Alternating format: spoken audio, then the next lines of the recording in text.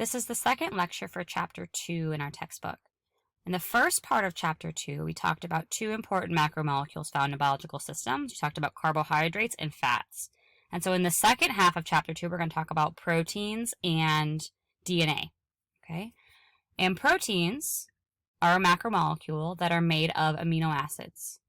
So the building blocks of proteins are long chains of amino acids. Here's an amino acid down here. You can tell because it has an amino group, NH2, on one side, a carboxyl group, COOH, on the other side, and then an R group or a side group here in the middle. That R group is different for each of the amino acids. When you link amino acids together in a long chain, are linked together by peptide bonds. And there are 20 different amino acids that make up all of our proteins. Okay, so with only 20 different amino acids, the order and number of amino acids becomes really important for the structure of the protein. And this is true for actually all of biological systems, is that there are only 20 different amino acids that make up all of the different proteins that we see on Earth. Okay, and the difference between these 20 different amino acids is this R group. So all amino acids have an amino group, all amino acids have a carboxyl group. Each amino acid has a different R side group. Okay. And when you start to put these amino acids together, you link them with peptide bonds, and that amino acid sequence, the order of amino acids in this long chain, becomes the primary structure of a protein. Now remember, when you're building things, you're linking things together, there's a water molecule produced when you link things together. And so it's called a dehydration reaction, right? You lose water from that substance. Okay. So here you see a bunch of amino acids linked together by peptide bonds. We build a protein. We take a bunch of amino acids, put them together, and that's the primary structure. Then, once you link all those amino acids together with peptide bonds, that protein starts to fold. Okay. So the secondary structure of a protein is when they form either alpha helices or what's called a beta pleated sheet. Okay, so it looks like a helix here, or a pleated sheet. And so this is the secondary structure of a protein. Right? We've already linked all our amino acids together. That's the primary structure. And now we have secondary structure in these beginning folds, helices and sheets. Then these fold more. So once the helices and pleated sheets are formed, they fold into a 3D shape. Okay, and there are disulfide bridges or bonds, hydrogen bonds, anionic bonds that form between amino acids in the chain. Okay, so remember that we had all those amino acids in the chain that are all different with different R groups on the side, and those R groups start to interact. So the R group interaction, that difference you see in each amino acid, that's what gives you this tertiary structure. So all these folds. And I want to point out here is that these proteins look messy. All of these folds look really messy, but they're actually not messy. This protein is going to fold this exact same way every time it's formed. So in this one, it's showing hemoglobin. Okay, you can see because there's this heme group on the inside. Here's one of the subunits of hemoglobin. There's 4 subunits. And you probably know that hemoglobin is really important for carrying oxygen in your blood. In order to contain this heme molecule, this protein has to fold this exact same way every time. So proteins are a great example of function following form. Form dictates function. When a protein is folded incorrectly, or it's not folded in the same structure it normally is, the function changes. So form determines function. In a lot of cases in physiology, and a great example of this is proteins. So that's tertiary structures, that once the helices and beta pleated sheets are formed, those then fold into a 3D structure with interactions of different kinds forming between the R groups.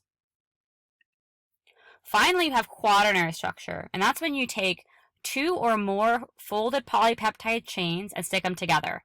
So this is actually the full structure of hemoglobin. Hemoglobin is not 1 polypeptide chain folded, it is 4. So 4 polypeptide chains fold and are stuck together to form the quaternary structure of the mature protein hemoglobin. And so it has to be this shape. It has to be able to hold 4 heme molecules in order to hold 4 molecules of oxygen as it travels around your blood. And there's many disorders and diseases that come from misfolded proteins in hemoglobin. Okay. So for protein structure, many proteins are conjugated with other groups. You can stick things together. So we talked about carbohydrates before. You can stick a carbohydrate together with a protein. It's called a glycoprotein. You can have lipoproteins. And some things are going to contain pigments. So we said hemoglobin is going to be a folded protein structure with 4 subunits, right? 4 different proteins stuck together to make that quaternary structure. And that contains the heme pigment. Okay? So lots of different proteins in our bodies. Some of these you might recognize, right? Hemoglobin is going to carry oxygen in your blood. Myoglobin is going to store oxygen in muscle. Some proteins are hormones. So insulin is an example of a protein hormone. And it's entirely protein. It's made up of 2 polypeptide chains. And as you know, it's going to regulate metabolism, particularly regulate glucose storage. Okay? Lots of different blood group proteins, lipoproteins. So we're going to see lots of examples of different important proteins throughout this class that are important for physiology. And you don't need to memorize this, but just to show you some of the examples of different proteins and different functions that we see in the body. Okay. And proteins are actually pretty delicate. Okay. And you might know this from things like cooking, right? You think about eggs that are made almost entirely of protein and fats on the inside. But when you cook them, when you change the temperature of the environment, the protein changes structure. Okay? So if you actually hydrolyze a protein, you break their bonds with water, and that affects the protein structure and therefore its function. You can denature proteins by subjecting them to high heat or changes in pH. And when you denature a protein with temperature or pH, that quaternary structure is lost. And that quaternary structure is the form of the protein. And we said that form equals function, right? So when the form changes, then the function doesn't work anymore. And this generally is permanent. Sometimes in the body or even in the lab, you can denature proteins and bring them back. But in the case of things like eggs cooking, once you denature the proteins with heat, they change shape and they will never go back to that more liquidy egg shape that you might see at first. Okay. Really important here to note that when structure is lost, function is lost. And so anytime you have a protein folding disease or a misfolded protein, now you have a change or loss of function. Okay, so here we're going to pause. We're going to do our active learning things. We're going to move into talking about DNA. But first I want you to stop for a second and write down everything you remember about DNA. Okay, so pause the video and write down everything you remember about DNA.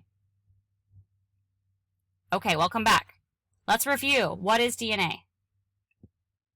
DNA stands for deoxyribonucleic acid.